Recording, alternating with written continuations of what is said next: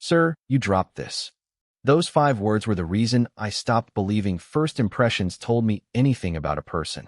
Snow had been falling over downtown Chicago for almost 2 hours, covering the sidewalks in white and turning every passing car into a blur beneath the streetlights. I stood outside the Whitmore Grand Hotel with a clipboard pressed against my coat, checking names for the Housing Foundation Gala while my fingers slowly went numb inside my gloves.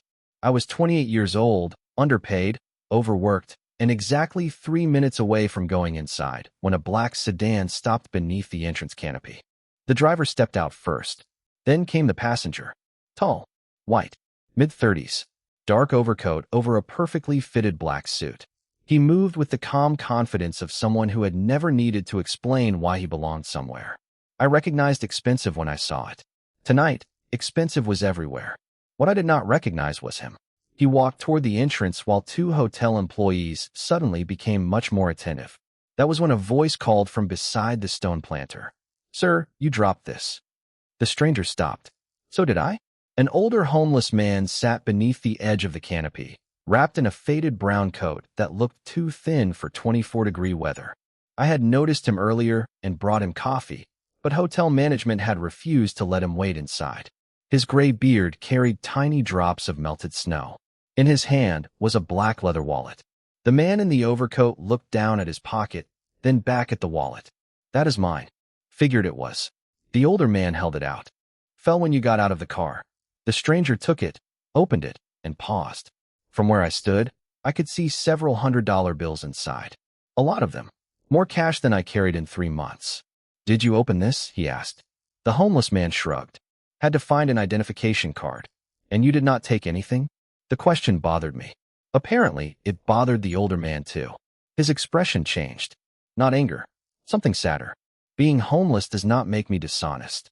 The words cut through the cold harder than the wind. The stranger closed the wallet slowly. You are right. No excuses. No defensive smile. Just that. I am sorry. I looked up from my clipboard. That surprised me. Wealthy guests had been passing this man for an hour. Some avoided looking at him. Others looked long enough to decide he was somebody else's problem. This stranger actually seemed ashamed of his assumption. What is your name? He asked. Walter Hayes. Ethan Romano. Walter nodded as if the name meant nothing. Mine almost slipped from my hand. Romano. I had heard that name before, usually spoken quietly by donors who suddenly checked whether doors were closed. Ethan Romano was not simply another wealthy guest. He was the kind of man powerful people described without ever explaining exactly what made him powerful. Yet Walter did not know that, or did not care. Ethan reached into his wallet and removed several bills. Walter immediately shook his head. No, Ethan stopped. You returned something valuable. Because it belonged to you. Then let me thank you. You already did. Walter pulled his coat tighter around himself. You apologized. Ethan stared at him for a long moment. I watched something shift behind his gray eyes. He put the money away. Have you eaten? Walter gave a tired smile. That depends how generously we define eaten. Ethan looked toward the hotel doors. Come inside. Walter's smile disappeared. They will not let me. Ethan turned toward the entrance, then toward me. I suppose my face answered the question before he asked it. He is telling the truth? I tried 20 minutes ago, I said. Management refused. Ethan looked through the glass doors at the chandeliers, champagne, and hundreds of people gathering to raise money for homelessness while an actual homeless man sat outside in the snow. The irony seemed to settle over all 3 of us. Then Ethan faced Walter again. Come with me. Walter hesitated. Why? Ethan opened the hotel door himself. Because if they are celebrating compassion tonight, they can start by practicing it. Walter slowly stood.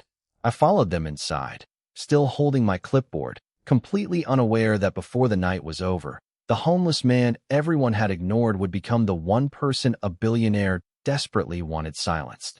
The moment Walter stepped through the hotel doors, the temperature changed in more ways than one. Warm air touched his face, carrying the smell of polished wood, expensive perfume, and roasted coffee from the lobby bar, but the welcome ended there. A young employee behind the concierge desk looked at Walter, then at me, then quickly toward his manager. The manager crossed the marble floor before we had made it 20 feet. Miss Bennett, he said quietly, we discussed this. I tightened my grip on the clipboard. Yes, Mr. Harris. I remember. His eyes moved to Ethan. Recognition arrived instantly. His shoulders straightened. Mr. Romano, welcome to the Whitmore Grand. Ethan removed his gloves one finger at a time. Mr. Hayes needs somewhere warm to sit and something to eat. Harris hesitated. Of course, but perhaps we could arrange something through the service entrance. Walter looked down. That tiny movement bothered me more than the words. Ethan noticed it too. Why? Harris blinked. Sir, why should he use another entrance? We have guests arriving for the gala. Ethan looked around the lobby. Crystal lights reflected across the marble. Men in tuxedos passed beneath enormous banners promising dignity, housing, and hope for Chicago's most vulnerable residents. Then Ethan looked back at Harris. So does he. Silence. Harris opened his mouth, thought better of whatever he planned to say, and gestured toward the lounge. Certainly. Walter leaned toward me as we followed. Does that happen often? What? People changing their minds when he speaks. I glanced at Ethan. I am beginning to think so. Walter chuckled softly. Ethan heard him. Something funny? You. That is new. We reached a quiet table near the fireplace. Walter lowered himself carefully into a leather chair while I removed my coat. Ethan remained standing. What would you like to eat? He asked. Walter studied the menu and immediately closed it. Coffee is fine. That was not the question. Food here costs more than my coat. Ethan pulled out the chair opposite him. Then do not look at the prices. Walter gave him a long look. You always this stubborn? I have been accused of worse. 10 minutes later, Walter had tomato soup, a turkey sandwich, hot coffee, and a slice of apple pie he insisted he did not need before finishing half of it. Ethan did not treat him like a charity project. He asked where Walter grew up. Walter asked what Ethan did for work. Ethan answered, investments, which made me cough into my coffee because it was technically true in the same way Lake Michigan was technically a body of water. Ethan glanced at me. Problem, Miss Bennett? None at all, Mr. Investments. Walter laughed. Ethan almost smiled. Almost. Then Walter's attention drifted beyond us. The color slowly left his face. I followed his gaze toward a 20-foot banner hanging beside the ballroom entrance. Charles Whitmore smiled down from it in a perfectly tailored tuxedo beneath gold letters announcing the Whitmore Foundation's annual Housing with Dignity Gala. Below his portrait was a photograph of a renovated apartment complex surrounded by trees and smiling families. Walter stopped eating. His spoon touched the bowl with a quiet click. Walter, I asked. He did not answer. His eyes remained fixed on the photograph. Do you know that place? Ethan asked. Walter's hand tightened around his coffee cup. Lakeview Terrace. I recognized the name immediately. The Whitmore Foundation had used that redevelopment project in fundraising materials for years. According to our records, every displaced resident had received relocation assistance. It was considered one of Charles Whitmore's greatest philanthropic successes. You live there? I asked. Walter nodded slowly. 14 years. Something in his voice made my stomach tighten. The foundation says every family was relocated. Walter finally looked at me. There was no anger in his expression, just exhaustion. Then the foundation lied. Before I could ask another question, the ballroom doors opened behind us. Conversations shifted. Staff members straightened. Charles Whitmore entered the lobby surrounded by donors and board members, smiling as cameras flashed near the entrance. Then his eyes landed on our table, on Ethan, on me, and finally on Walter. His smile vanished. Walter whispered something so quietly I almost missed it. He remembers me. Whitmore stopped walking. For one suspended second, billionaire and homeless man stared at each other across a lobby decorated with promises of compassion. Then Whitmore turned sharply toward the hotel manager. Why is that man in here? Charles Whitmore did not look at Walter when he asked the question. That was the first thing I noticed. He looked at the hotel manager, as if Walter were not a person sitting 10 yards away, but a stain someone had forgotten to remove before the cameras arrived. Mr. Harris cleared his throat. Mr. Whitmore, Mr. Romano requested that he be allowed inside. Whitmore's eyes moved to Ethan. For half a second, surprise broke through his polished expression. Then the billionaire smile returned. Ethan, I did not realize you were here. Ethan remained seated. Clearly, Whitmore gave a small laugh, but nobody around him joined in. We are about to open the ballroom. Perhaps your guest would be more comfortable somewhere private. Walter lowered his coffee cup. I am comfortable here. Whitmore finally looked at him. I watched recognition sharpen behind his eyes. He knew Walter. There was no question anymore. "This is a private event," Whitmore said. "Actually," I replied. "The lobby is open to registered hotel guests and invited visitors." Whitmore turned toward me. "And you are?" "Claire Bennett, Housing Outreach Coordinator." His expression suggested that answered exactly how much attention I deserved. "Then you understand the importance of maintaining appropriate boundaries." Ethan leaned back slightly. "What boundary is Walter crossing?" Whitmore's smile tightened. "This gala has donors, elected officials, business leaders, and members of the press arriving. We cannot have people wandering in from the street." Walter looked down at his worn coat. I felt something hot rise behind my ribs. "He did not wander in," I said. "He was invited inside." Whitmore ignored me again. "Mr. Harris, please handle this." The manager hesitated. Ethan stood. He did not move quickly. He did not need to. The lobby changed around him anyway. Conversations softened. A photographer lowered his camera. Even Whitmore's assistants stopped whispering. Ethan buttoned his coat and stepped beside Walter's chair. "He stays." Whitmore stared at him. "Excuse me." "Walter stays. This is my hotel." "Then I assume you can explain why a man sitting quietly with soup and coffee is such a threat to it." Whitmore's jaw tightened. "Do not make this theatrical. I am not the one hosting a gala about homelessness while trying to remove a homeless man from the lobby." Nobody spoke. I almost stopped breathing. Whitmore glanced toward the cameras, and that told me everything. This was not about security.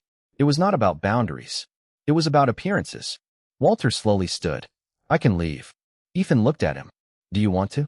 Walter hesitated. "I do not want trouble." That was not my question.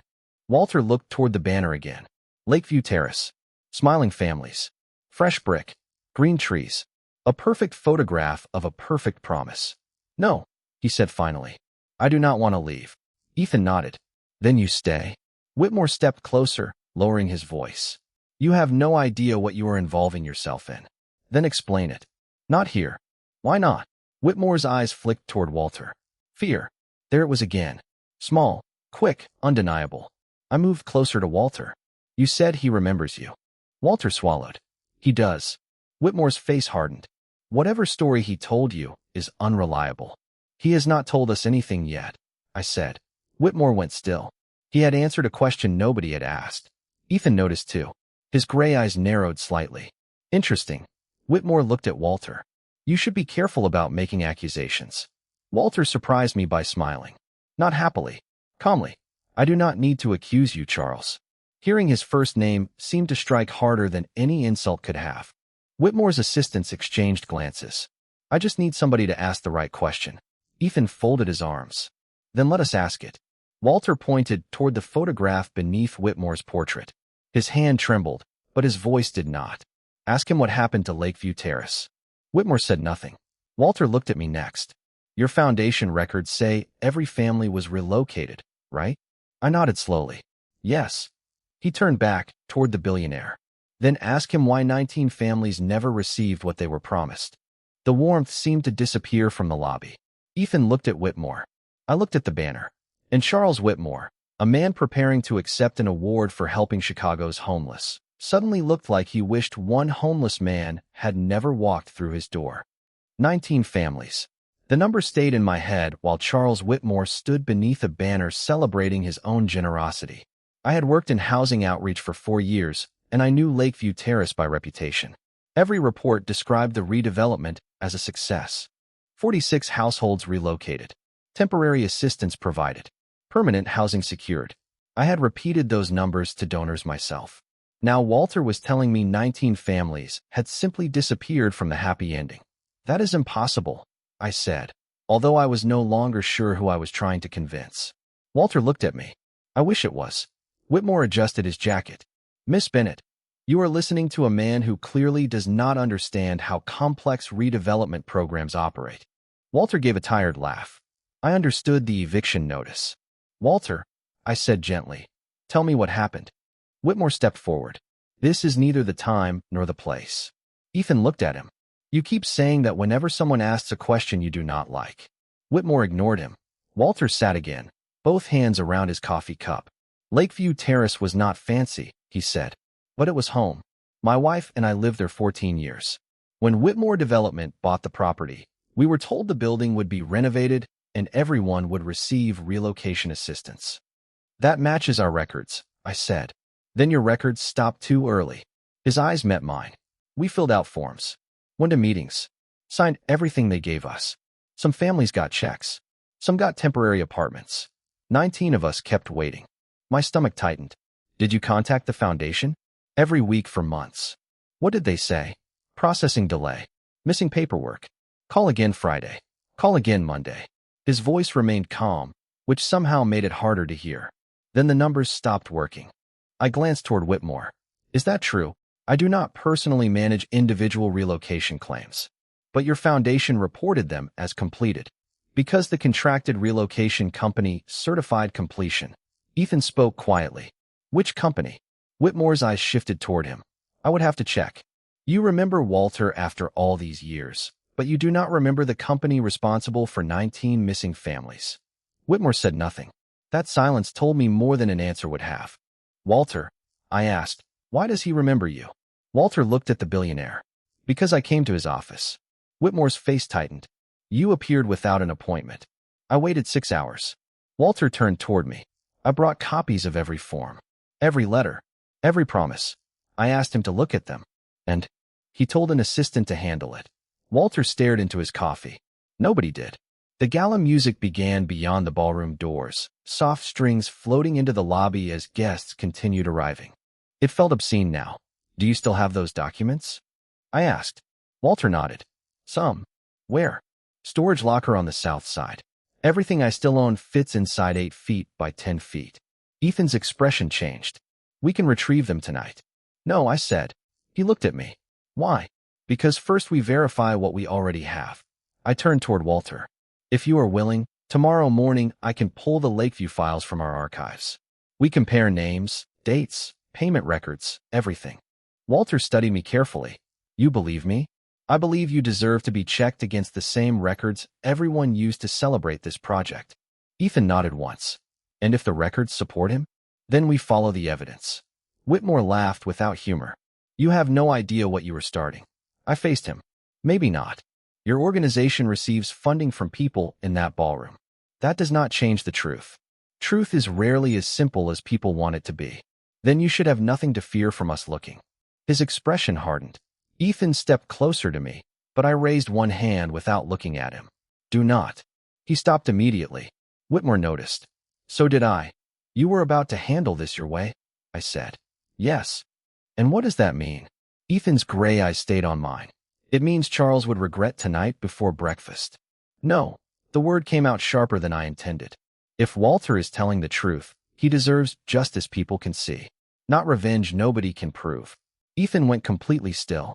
Nobody spoke for several seconds. Then he asked, what do you want me to do? That question surprised me more than anything else that evening. I looked at Walter, then at the smiling photograph of Lakeview Terrace, then back at the man everyone seemed afraid to challenge. Help me find the truth, I said. Nothing more. Ethan held my gaze. All right. Whitmore shook his head. You think she can tell you what to do? Ethan looked at him calmly. No. Then he turned toward me again. I think she just reminded me what not to do. And in that moment, standing between a homeless man nobody had noticed and a billionaire everyone wanted to impress, I realized the most powerful person in the room had just chosen restraint because I asked him to. By 9 the next morning, I had stopped thinking of 19 as a number. 19 had names. 19 had addresses. 19 had signatures buried inside 3 cardboard archive boxes in the basement of our foundation office. I sat on the floor beneath fluorescent lights with Lakeview Terrace files spread around me, while Walter occupied a folding chair beside an old metal cabinet. Ethan stood near the door holding 2 cups of coffee and looking like the only man in Chicago who could make a storage room feel formal. Daniel Harper, I read aloud. Apartment 312. Walter nodded. Retired bus driver. I found another file. Maria and Thomas Keller. 2nd floor. 2 kids back then. Another. By the 7th name, my hands had started shaking. Every file carried the same final notation. Relocation assistance completed. Case closed. Walter, I said, how many of these people do you still know? Maybe 6. Maybe 7. People scattered after Lakeview closed. Ethan placed a coffee beside me. I can find the others. I looked up immediately. Legally. One eyebrow lifted. You really think very little of me. I think you have an unusually flexible definition of efficiency. Walter laughed from his chair. Ethan almost smiled. Public records, former addresses, attorneys, outreach organizations, he said. Nothing you would object to. Good. I took the coffee. Then start with that. Ethan pulled out his phone, but stopped when Walter spoke. There is something else. The room became quiet. Walter reached inside his coat and removed a folded piece of paper protected by a clear plastic sleeve. I kept this with me. He handed it to me. It was a relocation approval letter dated almost 6 years earlier. Walter Hayes. Approved assistance amount, $18,500. My eyes moved lower. Status, paid in full. You received this money? I asked. Walter shook his head. Not $1. I looked at Ethan. The softness disappeared from his expression. Whose certified payment? He asked. I read the company name printed near the bottom. Northbridge Relocation Services. Ethan took out his phone. Give me 10 minutes. Public records, I reminded him. Claire.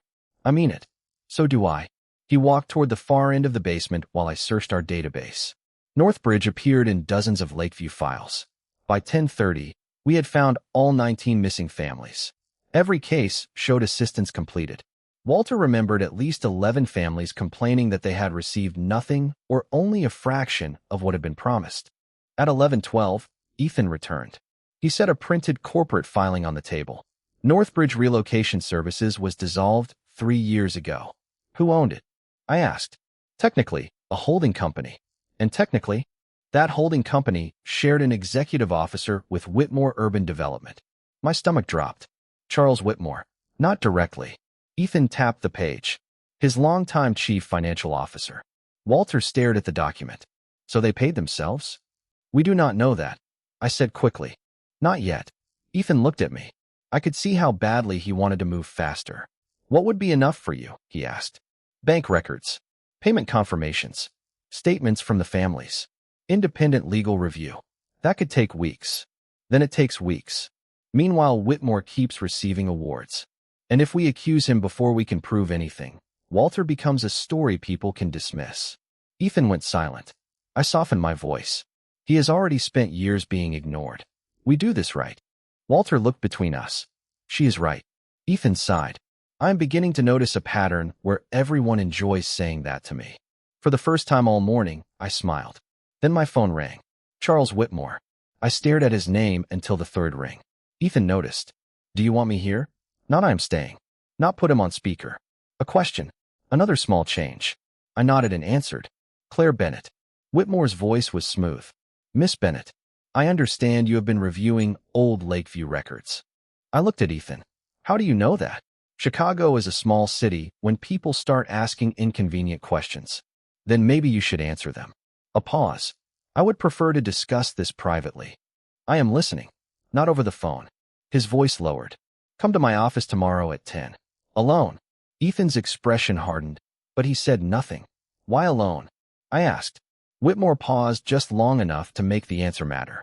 Because I think once you understand what I am prepared to offer your foundation, you will realize there is no reason for this investigation to continue.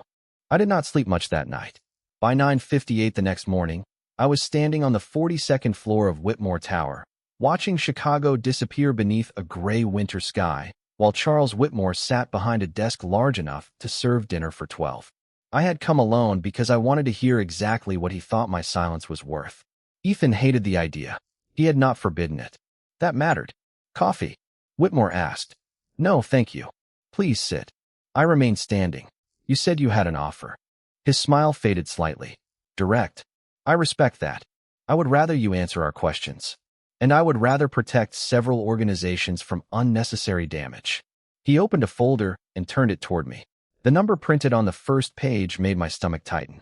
$500,000. A grant, Whitmore said. Unrestricted. Your foundation could expand emergency housing, hire staff, perhaps open another location. I stared at the figure. I knew exactly what that money could do. Rent deposits, winter shelter, transportation. Hundreds of nights when families would not have to choose between a motel and sleeping in a car. What is the condition? I asked. There is no condition. Then I can accept this and continue reviewing Lakeview Terrace? Silence. There it was. Whitmore folded his hands.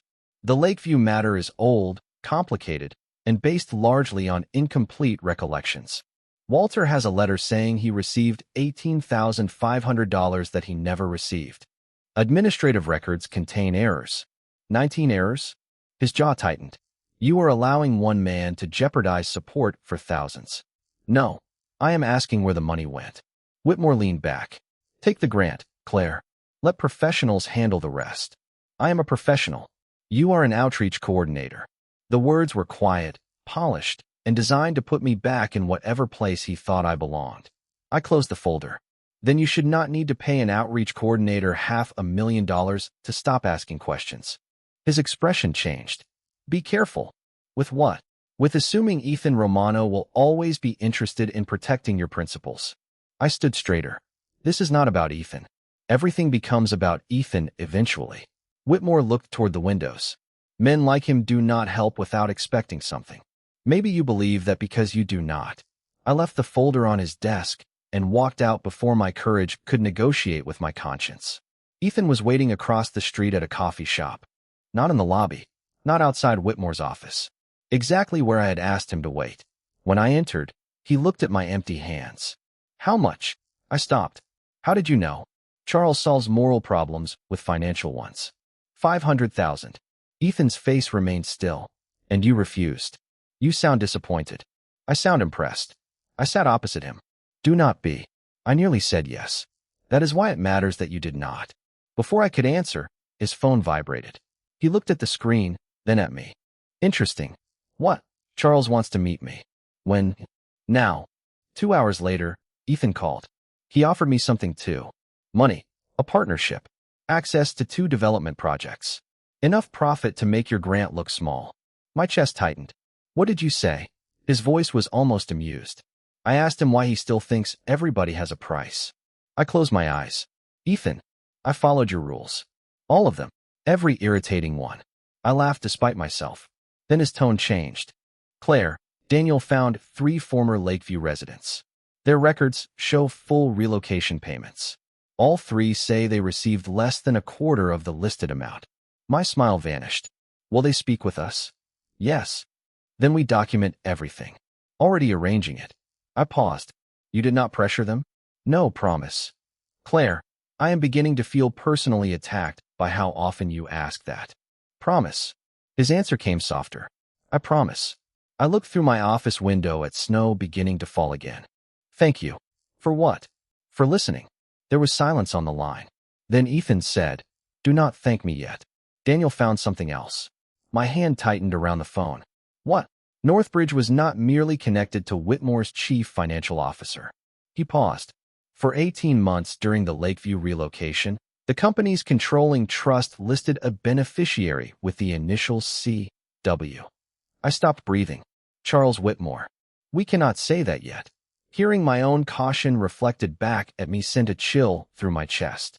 Ethan continued, but now we know exactly where to look. For the next 11 days, the truth arrived one document at a time. Nothing dramatic. No secret confession. No mysterious envelope under my door. Just signatures, payment records, corporate filings, and people who had spent years believing nobody cared enough to compare them. Daniel located 7 former Lakeview residents. I found 4 more through old outreach records. Walter remembered 2 families who had moved to Indiana, and by the end of the 2nd week, we had spoken with 13 of the 19 households. 11 said they had received only part of the relocation assistance listed in their files. 2 said they had received nothing. Every official record still marked them paid in full. I sat in Ethan's downtown office one Thursday evening with documents covering the conference table while snow pressed softly against the windows. Look at these dates, I said. Ethan moved beside me. Same week. Exactly. 6 payments were certified within 4 business days. I placed another page beside them. But the residents say they were still calling for help months later. Ethan studied the records. Daniel obtained confirmation from the state filing archive. He handed me a document. The controlling trust behind Northbridge listed Charles Whitmore as a beneficiary during the Lakeview project. I read it twice. This connects him. It connects him financially. Daniel says independent counsel should review everything before anyone makes a public accusation. I looked up at him. You really have been listening. Do not sound so shocked.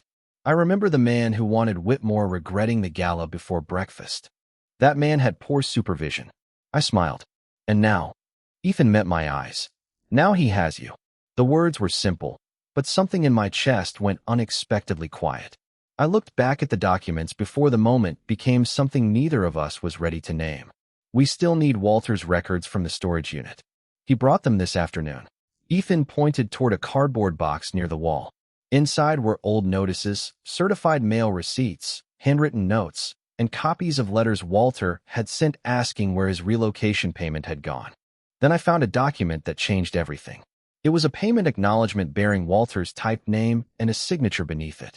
I stared at the page. Walter signed this. Ethan shook his head. He says he never saw it. My stomach tightened. Then we need a handwriting expert before we say anything. Already scheduled. I gave him a look. Legally. Claire. I am checking.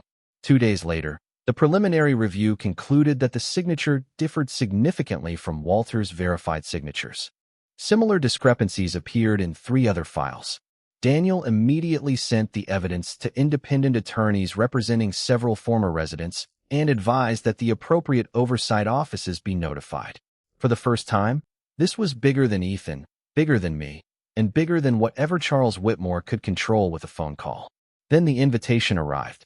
The Whitmore Foundation was holding its annual awards dinner the following Saturday. Charles Whitmore would receive the Humanitarian Leadership Award for his work addressing housing insecurity. I stared at the gold lettering until the irony almost made me laugh. We should not go, I said. Walter sat across from my desk wearing the new winter coat he had reluctantly accepted from an outreach program, not from Ethan. Why not? Because this is going through attorneys now. Walter looked at the invitation. That room has spent years hearing his version of Lakeview. His voice remained calm. Maybe it is time they heard ours. That evening, I told Ethan. He did not offer to take control. He asked one question. What does Walter want? To speak. Ethan nodded. Then he speaks. And you? I stand where you need me. Saturday night, we returned to the same hotel where Walter had once been denied a warm lobby. This time, his name was on the guest list. Claire Bennett. Walter Hayes. Ethan Romano. 3 names printed in black ink beneath the same chandelier light. As we approached the ballroom, Charles Whitmore appeared near the stage. His eyes found Walter first. Then me. Then Ethan. For the first time since I had met him, Whitmore did not look irritated or superior. He looked uncertain. Walter adjusted his tie and whispered, "Funny thing about being invisible." I looked at him. What? His eyes stayed on the billionaire across the room. People forget you were watching. The ballroom looked almost identical to the night Walter had first walked in from the snow, but nothing felt the same. The chandeliers still burned warm above white tablecloths. Champagne still moved through the room on silver trays. Charles Whitmore still stood beneath his own foundation logo, smiling for photographs as if confidence could erase paperwork. But Walter was no longer outside the doors. He sat beside me at a table near the stage, wearing a navy suit donated by a local employment program and the same careful expression he had worn while returning Ethan's wallet. Ethan sat on my other side, quiet, watching. "You are unusually calm," I whispered. I was given instructions. By whom? His gray eyes moved toward me. A very persistent outreach coordinator. I almost smiled. Then the lights dimmed. Whitmore walked to the podium as applause filled the ballroom. He spoke about dignity, opportunity, responsibility. Every word felt heavier because I now knew the names behind the numbers he never mentioned. When the presenter lifted the Humanitarian Leadership Award, Walter's hands tightened together. "You do not have to do this," I whispered. "Yes," he said. "I do." Before Whitmore could accept the award, a woman from the foundation's independent board stepped onto the stage. I recognized her from the emergency meeting Daniel had attended that afternoon. She quietly spoke to the presenter, then approached the microphone. "Ladies and gentlemen, before tonight's award presentation continues, the board has received information concerning the Lakeview Terrace relocation program that requires independent review." The room changed instantly. Whitmore's smile disappeared. Murmurs spread from table to table. "Until that review is completed," she continued, The presentation of this award will be postponed. Whitmore stepped toward the microphone. This is highly irregular. So are the records, a voice said beside me. Walter stood. Every instinct in me wanted to protect him from hundreds of eyes, but then I remembered what he had asked for. A chance to speak, not someone to speak for him. The board member looked toward Walter. Mr. Hayes, would you like to address the room? He walked slowly to the stage. Ethan did not follow. Neither did I. Walter reached the microphone and looked across a ballroom filled with people who might once have passed him without seeing him. My name is Walter Hayes, he began. I lived at Lakeview Terrace for 14 years. No dramatic anger. No accusation. Just facts. He described the relocation notice, the $18,500 recorded as paid, the money he never received, and the months he spent calling offices that stopped returning his messages. Then he named other families. Daniel Harper, Maria, and Thomas Keller. People who had become paperwork before they became invisible. Whitmore moved toward the microphone. These claims remain unverified. The board member answered before Walter had to. Several have been independently documented, Mr. Whitmore. Relevant records have been provided to counsel and the appropriate oversight offices. Cameras turned. Whitmore looked toward Ethan as if searching for the source of the disaster. You did this. Ethan remained seated. No, his voice carried without effort. Walter did. Whitmore stared at him. You funded this investigation. I provided access to attorneys and public records when asked. You expect anyone to believe this was not personal? Ethan looked at me for half a second, then back at Whitmore. If it were personal, Charles, we would not be discussing evidence. Silence settled over the room. I felt my breath catch because I knew exactly what that sentence meant. Ethan had chosen my way, not because he was weak, because he was finally strong enough not to confuse power with punishment. Whitmore looked toward Walter. What do you want? Walter considered the question. The truth in the records. The money returned where it belongs.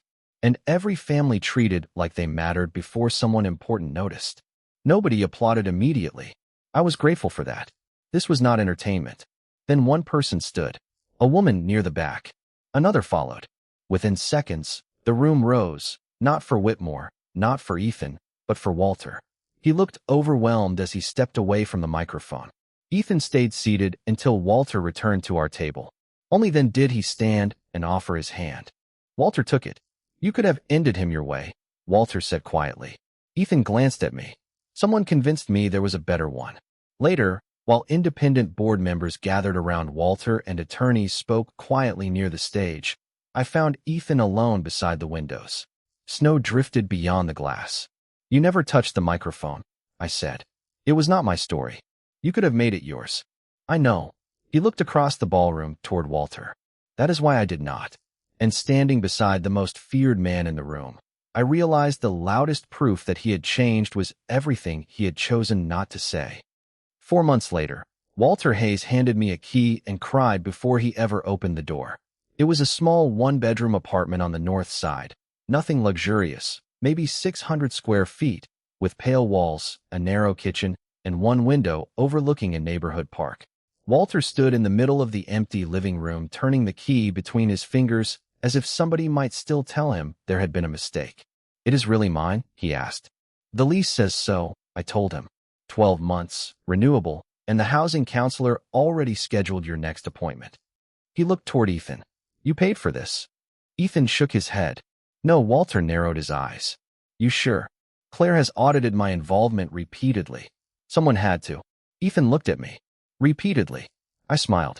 The apartment came through a city housing partnership funded partly by money recovered after the Lakeview Review. Independent investigators eventually confirmed that relocation funds had been improperly documented across multiple cases. Whitmore stepped down from the foundation board while attorneys, regulators, and affected families worked through the financial consequences. The 19 households were contacted individually. Some received corrected payments. Others entered formal claims. Nothing happened overnight. Real justice rarely does. It arrived in letters, meetings, signatures, and checks issued to people whose names had once been reduced to closed files. Walter received what he had been promised, but the first thing he bought was not furniture. It was a bus pass. I have places to be, he explained. 3 weeks after moving in, he started volunteering at our outreach center twice a week. Apparently, After years of being ignored, Walter had developed strong opinions about making sure nobody else felt invisible. Ethan visited one Saturday morning carrying coffee for everyone and pretending he had not memorized exactly how I took mine. Walter caught him near the front desk. "I owe you something," he said. Ethan frowned. "You owe me nothing." "Good answer." Walter handed him a small black wallet. Ethan stared at it, then laughed. I had never heard him laugh like that before. Not polite amusement. Not the controlled half-smile he gave at meetings. A real laugh. "Where did you get this?" "You left it beside the coffee." Walter shrugged. "Some people never learn." Ethan slipped it into his coat. "Apparently not." Walter's expression softened. "Can I ask you something?" "Of course." "Why did you stop that first night?" Ethan looked toward me, then back at Walter. "Because you returned something when nobody would have blamed you for keeping it." Walter shook his head. "That is why you invited me inside." "I mean, why did you keep going?" Ethan became quiet. Walter glanced at me. "I think I know." I suddenly became very interested in organizing brochures. "What do you want, Walter?" Ethan asked, clearly changing the subject. Walter considered it. "Nothing from you. Everybody needs something. Then remember this." Walter looked through the front windows toward the sidewalk, where people hurried past beneath a light snowfall. "Do not stop seeing people." Ethan followed his gaze. "I will not." I believed him. Not because powerful men always keep promises. I had learned enough to know better. I believed him because I had watched him change when nobody was applauding. 2 weeks later, Ethan and I walked past the Whitmore Grand after dinner. Snow covered the same stone planter where Walter had once sat. Near the entrance, another man stood beneath the canopy holding a cardboard sign and rubbing his hands against the cold. I noticed him. Before I could say anything, Ethan stopped. He walked toward the man and asked if he had eaten. No audience. No gala. No cameras. No billionaire to challenge. Just a cold night and one human being noticing another. I stood beneath the streetlight and watched Ethan listen. That was when I finally understood what Walter had given him the night he returned that wallet. It was never honesty Ethan needed to learn. It was attention. He had spent his life making powerful men notice him. Somewhere along the way, Walter and I taught him to notice the people the world had trained itself to walk past.